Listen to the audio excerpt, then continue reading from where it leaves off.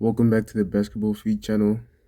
I know it's been a while, and I know that it's been basically a week since the All-Star festivities, but I've literally been bedridden because of sickness for the whole week. Like I've lied in bed basically the whole week. Finally feeling 100, so I'm ready to get back into it. If you're new to the channel, subscribe, like the video.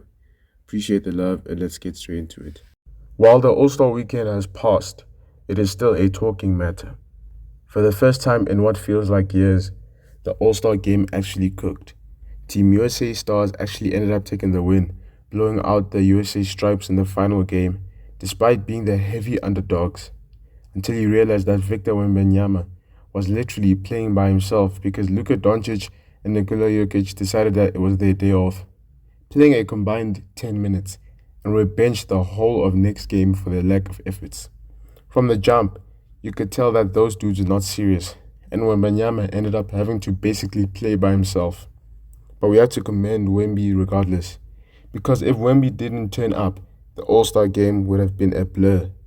Too bad he couldn't actually turn up his own teammates and ended up turning up the opponents instead.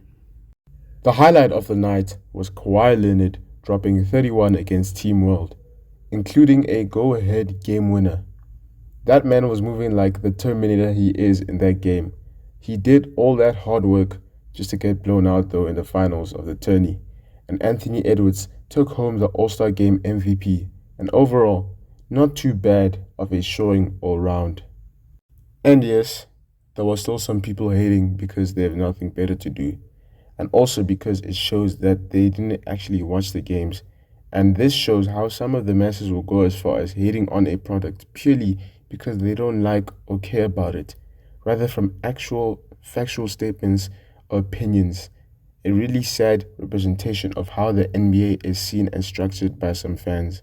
These type of fans ruin the product for others to enjoy. Now, one thing I was definitely right about the All-Star weekend, which I've stated in my All-Star preview video. You can check that video in the channel. The league just needs to keep the same energy, the same style of play, but return the structure of the All-Star weekend to East versus West. And the players themselves even preferred that. I know De'Aaron Fox said it and many more.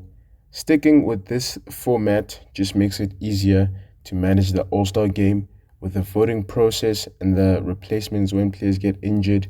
For example, if X player has this amount of votes and X player gets injured, then the player who has the most votes that did not make the team makes the team. Simple as that. No moving around. I know this year's one was dodgy because you had Norman Powell, who was in the team Stripes, I believe.